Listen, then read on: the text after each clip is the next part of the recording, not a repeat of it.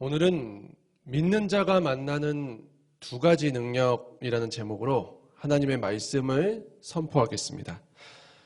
우리는 며칠간 바울의 빌립보 선교를 따라가면서 성도가 하나님의 뜻을 따라 살고 하나님의 일을 감당한다고 해도 그 과정은 무조건 탄탄대로가 아니다라는 사실을 보았습니다.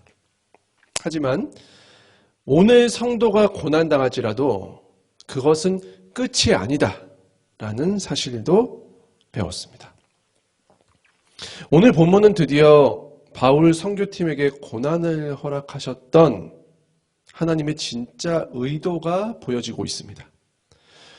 깊은 고난의 수렁을 놀라운 은혜로 바꾸시는 하나님의 역전이 드디어 시작되고 있는 것입니다.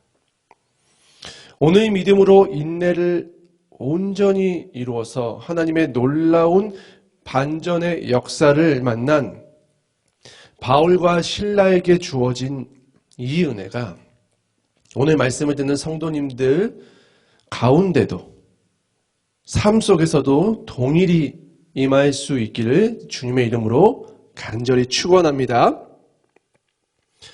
먼저 오늘 말씀 상황을 잠깐 설명해 드리겠습니다.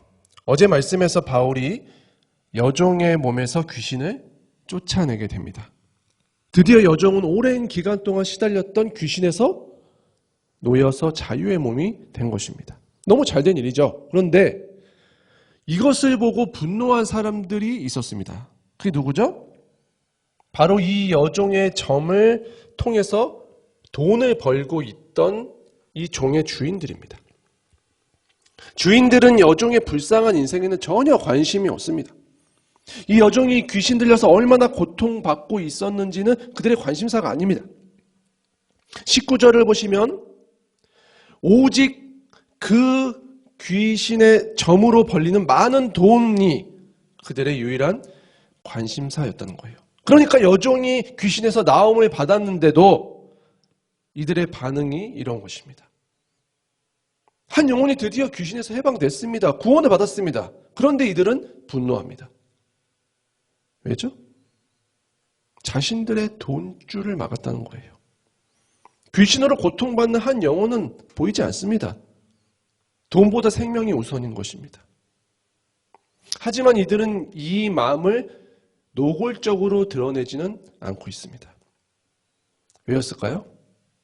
그랬다가는 사람들에게 아니 어떻게 인간이 그럴 수가 있냐, 어떻게 돈을 더 소중히 여길 수 있냐, 이런 윤리적인 비난을 들을 수 있다는 걸 알았기 때문에 법의 탈을 쓰고 바울과 실라를 그리고 선교팀을 공격하기 시작합니다. 그것이 20절과 21절 말씀인데요. 이 고발들이 다 거짓말이었어요. 자, 20절을 먼저 보시면은 바울이 성을 요란하게 했다라고 고발을 했는데요. 전혀 사실이 아니었습니다. 성을 요란하게 했던 사람은 바울이 아니라 선교팀이 아니라 선교팀을 매일 따라다니면서 외치고 다녔던 귀신 들린 여종이었습니다. 그러니까 책임은 그 종이 주인들한테 있는 것이었어요. 거짓으로 고발을 하고 있습니다. 두 번째로 21절을 보시면 바울 일행이 받지도 못하고 행하지도 못할 풍속을 전한다고 했습니다. 이것도 전혀 사실이 아니었습니다. 왜죠? 앞서 이야기했던 것처럼 바울이 이 빌립보 지역에 들어와서 복음을 전한 사람은 루디아와 몇몇 사람들 뿐이었습니다. 그러니까 사실상 복음이 제대로 전해지지도 않았던 상태라고 봐도 될 정도였습니다. 그러니까 이들의 모든 고발이 이렇게 순과장의 거짓말 투성이었는데 22절 말씀을 보시면 이 사람들이 아마 곁에 있던 무리들까지 포섭을 해놓은 것 같아요.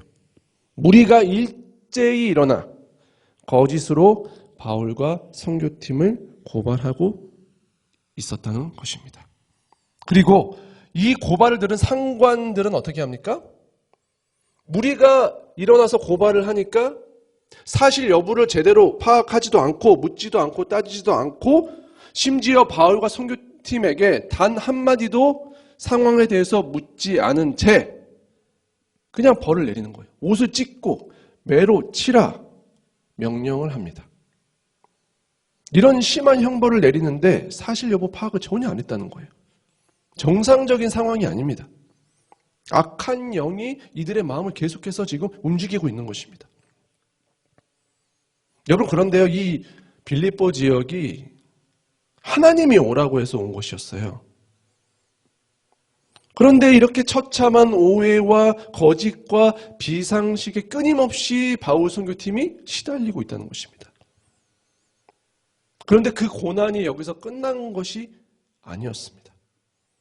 이미 반죽음 상태로 감옥에 끌려왔는데 그 감옥을 지키고 있던 간수는 아무도 명령하지 않았던 추가 형벌을 내리고 있습니다. 24절 말씀을 보시면 간수가 이 두 사람의 발에 착고를 채웠다고 나와 있습니다. 여기서 등장하는 착고는 나무로 된 착고를 의미한다고 합니다. 이 착고는 크게 쇠로 된 것과 나무로 된 것이 있는데 나무로 된 것은 긴 널빤의 구멍을 뚫어서 죄수들의 머리나 두 손 또는 두 발을 넣게 해서 자물쇠를 채워서 그 행동을 제한하는 장치입니다. 우리나라 사극에서도 보면 이런 죄수들에게 이렇게 착고를 씌우는 것을 볼 수 있죠.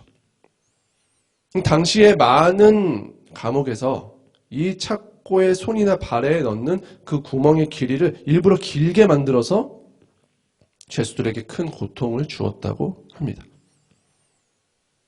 그러니까 이 24절 말씀만 봐도 이 간수가 어떤 사람인지를 우리가 알 수 있는 것입니다. 여러분 한번 생각을 해보십시오. 이미 바울과 실라는 엄청나게 맞았습니다. 매질을 당해서 제대로 걷기도 어렵습니다. 아마 온몸에 피가 가득했을 거예요. 그 처참한 몰골을 간수가 분명히 봤을 거란 말이에요. 그런데 그것을 보면서도 착고를 또 채워서 고통을 더한 것입니다. 정말 잔혹한 사람이죠. 피도 눈물도 없는 무자비한 사람이 간수였다는 것입니다. 여러분, 그런데 그 간수가 뒷부분을 보시면 주님의 능력으로 완전히 다른 사람으로 거듭나고 있는 모습을 우리가 살펴볼 수 있습니다. 그건 조금 이따가 얘기를 하도록 하고요. 어쨌든 이 악한 사람들을 통해서 사단이 바울과 실라를 고난의 끝으로 몰아가고 있습니다. 그렇게 반죽음 상태가 돼서 발에는 고통스러운 착고를 차고 지하 깊은 감옥에 갇혔습니다.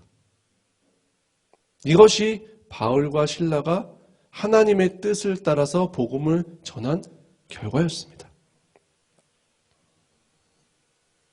여러분, 우리도 인생을 살아가다 보면 바울과 실라와 비슷한 상황을 겪을 때가 있죠. 우린 성도로서 예수님을 따라서 예수님의 사랑을 전하고 이웃을 섬기면서 정직하게 살아가려고 애씁니다. 크리스찬으로서 남 부끄럽지 않게 살려고 애썼습니다. 그런데 악한 세상이 우리를 가만두질 않습니다. 마치 오늘 말씀의 악한 주인들, 관리들, 간수처럼 비상식과 편견과 악한 마음으로 우리들을 공격합니다. 매도합니다. 조롱합니다. 바울에게 착고를 채웠듯이 우리를 위기 상황으로, 더 어려운 상황으로 몰아가기도 합니다. 이런 어려움을 통해서 악한 세력들은 우리의 믿음을 시험합니다. 너가 믿는 신이 있다면 왜 너를 가만히 두겠냐? 이렇게 우리의 믿음을 몰아세우는 것입니다. 그때 많은 분들이 안타깝게도 이 시험을 견디지 못하고 낭망하고 넘어지곤 합니다. 사랑하는 성도님들, 부디 기억하시기 바랍니다. 성도가 당하는 어려움은 결코 그것으로 끝이 아닙니다. 아직 과정을 겪고 있습니다. 우리가 인내를 주님 안에서 온전히 이뤄야 하는 이유가 뭘까요? 그 시련이 끝이 아니기 때문입니다. 어둠이 칠흑같이 깊어지고 있다면 새벽이 가까이 온 것입니다. 이것처럼 주님과 함께 끝까지 그 시련을 이겨낸 사람은 주님의 빛을 만나게 될 것입니다. 여러분, 그러므로 기억하십시오. 우리가 지금 어떤 상황에 있든 우리는 하나님의 선하신 계획하심 가운데 있다는 것입니다. 하나님은 모든 것을 합력하여 선을 이루시는 선하신 하나님이십니다. 우리 눈에 좋은 것뿐 아니라 우리 눈에 보기에 더럽고 악한 것까지도 주님은 그 모든 것을 합력해서 우리를 살리고 세상을 살리신다는 것입니다. 그러므로 우리가 오늘 당하는 그 고통이 끝이 아니라는 사실을 알고 끝까지 하나님을 신뢰할 때, 그리고 하나님과 함께 걸어갈 때 우리는 비로소 그 길의 끝에서 주님의 위대하시고 놀라운 역사를 체험하게 되는 것입니다. 그것을 증거하는 것이 오늘 본문입니다. 여러분, 그렇다면 믿음으로 인내를 온전히 이룬 성도가 만나는 그 놀라운 은혜라는 것은 도대체 뭘까요? 저는 오늘 본문 말씀을 통해서 끝까지 주님과 함께 걸어간 자가 만나는 놀라운 능력 두 가지를 말씀드리고 싶습니다. 첫째, 세상은 줄 수 없는 평강. 주님이 주시는 평강을 소유하게 된다는 것입니다. 여러분, 25절 말씀을 보실까요? 25절 말씀을 보시면 감옥에서 두 사람은 한밤중에 무엇을 하고 있습니까? 기도로 경배하고 하나님을 찬송했다라고 나와 있습니다. 여러분, 왜 두 사람은 낮 시간이 아니라 한밤중이 돼서 기도와 찬송을 했을까요? 아마도 추측컨대 두 사람이 너무나 큰 고통 중에 있었기 때문에 거의 기절에 가깝게 잠을 자지 않았을까 싶습니다. 그리고 정신을 차려보니까 한밤중인 거예요. 그럼 그들이 정신을 차리고 가장 먼저 한 일이 무엇이었다는 거예요? 하나님을 향해 기도하고 찬송을 했다는 것입니다. 여러분, 두 사람은 어떤 기도를 했을까요? 두 사람의 처지를 보면 상식적으로는 어떤 기도를 해야 합니까? 주님, 저희 좀 살려주십시오. 저희가 지금 위기에 처해 있습니다. 저희 좀 구해주십시오. 이런 다급함의 기도, 간구의 기도를 드려야 정상일 것 같습니다. 하지만 이들의 기도는 그런 기도가 아니었다는 거예요. 25절에 나와 있는 이 기도했다의 원어 뜻을 보면 간구하는 뜻이 아니라 하나님을 향한 경배의 뜻을 나타내는 기도의 단어가 사용되고 있습니다. 즉 무슨 말이냐면 이 칠흑 같은 지하 감옥 속에서 두 사람은 하나님을 향한 경배와 감사의 찬양을 올려드렸다는 것입니다. 여러분, 어떻게 이럴 수 있었을까요? 어떻게? 너무나 힘들고 죽을 것 같지만 그래도 기도해야 하니까, 찬양해야 하니까 의무적으로 기도하고 찬양했을까요? 사랑하는 성도님들, 인간은 절대로 목숨이 달린 극한 상황 속에서 가식적인 행동을 할 수 없습니다. 그러니까 위기 상황이야말로 진짜 그 사람의 마음을 확인할 수 있는 거예요, 여러분. 재난 영화 같은 거 보시면 꼭 그런 장면이 있지 않습니까? 극한 상황이 돼서 자기만 막 생각하는 사람들이 나타납니다. 내면의 추악함이 막 드러나는 사람들이 있습니다. 그런데 반면에 어떤 사람들도 있죠? 그 위기 상황에서도 다른 사람을 돕는 숭고한 모습들도 나오고 그런 모습들이 우리의 마음에 감동을 주고 그렇지 않습니까? 무슨 말이 하고 싶은 것이냐? 사람들은 목숨이 달린 위기 상황이 되면 절박해지면 진짜 자신의 마음을 드러낼 수밖에 없다는 것입니다. 그러니까 이 절망 속에서 드렸던 바울과 실라의 기도와 찬양은 뭐였다는 거예요? 진짜 그들의 진심, 진짜 그들의 마음이었다는 것입니다. 그렇다면 대체 그들은 어떻게 목숨이 경각에 달린 그 절망적인 상황 속에서 주님을 경배하고 찬양할 수 있었을까요? 사랑하는 성도님들, 오늘 바울과 실라에게 임한 이 평강은, 이 경배와 찬양의 마음은 그들의 능력이 아닙니다. 인간은 절대 노력으로 이 상태가 될 수 없습니다. 이 평강은 오직 성령이 부어주시는 것입니다.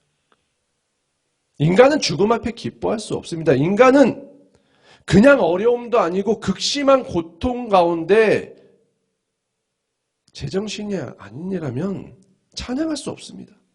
감사할 수 없습니다. 정상적인 상태라면 어떻게 그게 가능하겠습니까, 여러분?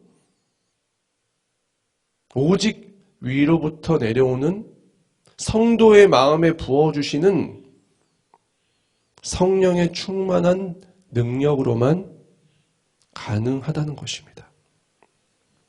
그러므로 오늘 말씀에서 바울과 실라 정말 대단하다, 정말 위대하다, 그들의 믿음, 이것이 아닙니다. 그들을 위대한 믿음의 사람으로 만든 것은 성령님이십니다. 그러면 성도님들, 깊은 고난 중에 계시다면 이것을 소망하시고 구하십시오. 세상이 줄 수 없는 평강.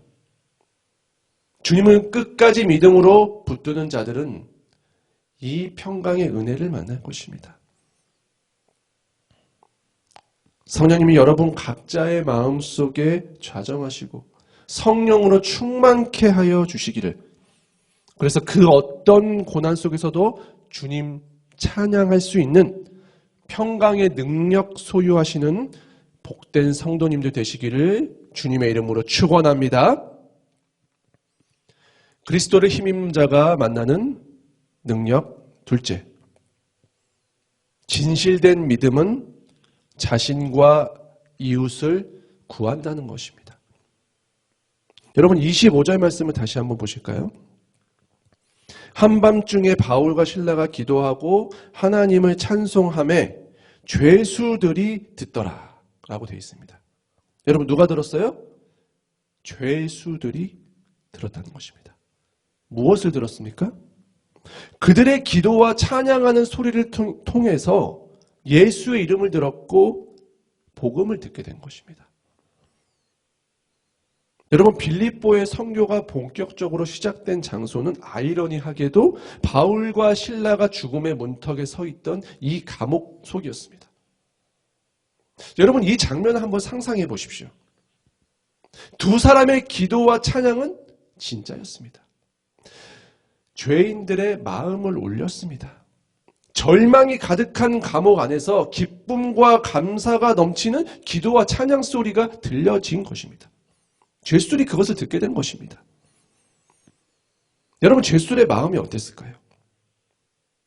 그들은 아마도 놀라움과 경외감을 느꼈을 것입니다. 아니 도대체 저들이 기도하고 찬양하는 그 하나님이 누구이길래 아무런 소망도 찾을 수 없는 이 깊은 감옥 속에서 죽어가는 자들의 입술에서 저런 기쁨과 찬양이 나오게 할 수 있을까? 그리고 그들은 생각했을 것입니다. 나도 저분을 알고 싶다. 나도 저 영혼의 평강을, 만족을 누리고 싶다. 나도 저 믿음을 얻고 싶다. 하나님을 향한 궁금증과 사모함이 생겨났을 것입니다. 그렇게 그들의 찬양을 통해서, 기도를 통해서 감옥의 죄수들에게 복음의 씨앗이 전해지기 시작한 것입니다. 죄수들의 마음이 바울과 실라를 통해서 복음에 감화되었다는 사실을 우리는 26절에서 28절의 말씀을 통해서 확인할 수 있습니다. 먼저 감옥에 큰 지진이 났습니다. 모든 죄수들의 매인 것이 벗겨졌습니다. 문도 다 열렸습니다. 그래서 간수가 헐레벌떡 감옥에 뛰어왔습니다. 그런데 옥문이 다 열린 거예요. 당연히 모든 죄수가 도망갔을 거라고 생각하고 간수는 절망해서 스스로 목숨을 끊으려고 합니다. 그런데 그때 28절을 보면 바울이 간수를 말리면서 뭐라고 하죠? 내 몸을 상하게 하지 말라. 그리고 그 다음에 뭐라고 합니까? 우리가 다 여기 있노라 라고 합니다. 여러분 여기서 우리는 누굴까요? 우리. 바울과 실라 그리고 모든 죄수들이 천재 일우의 기회, 도망갈 기회가 왔는데도 아무도 나가지 않았다는 것입니다. 여러분 왜였을까요? 왜 다른 죄수들은 도망가지 않았을까요? 그들은 찬송 중에, 기도하는 중에 옥문이 열리는 기적을 경험했습니다. 그리고 그 순간 죄수들 가운데 있던 하나님에 대한 열망은 확신으로 바뀌었을 것입니다. 나도 이 능력의 하나님을 만나고 싶다. 나도 이분을 알고 싶다라는 열망이 생겨난 것입니다.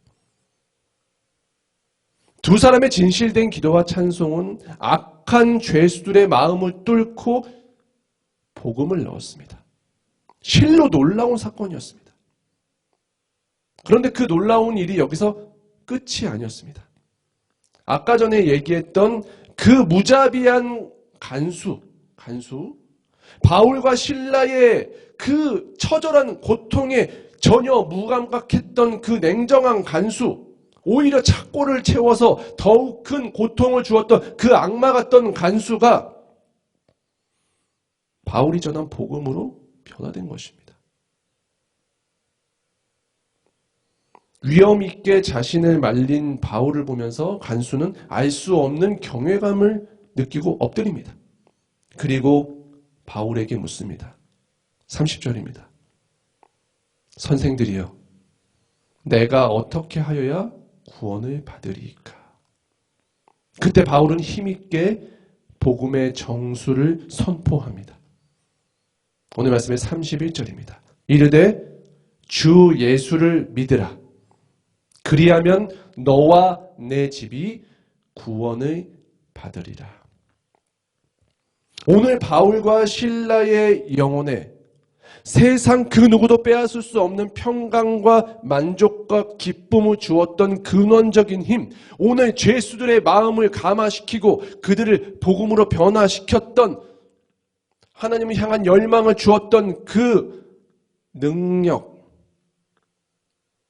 그 이름, 그것에 대한 신앙 고백이 오늘 31절의 말씀에 담겨져 있는 것입니다. 사랑하는 성도님들, 그러므로 어떤 상황이든지 주님을 신뢰하십시오. 주님을 붙드십시오. 고난과 시련과 어둠의 터널을 통과하시더라도 인내를 온전히 이루십시오. 그리하여서 세상은 줄 수 없는 평강의 선물을 받으십시오.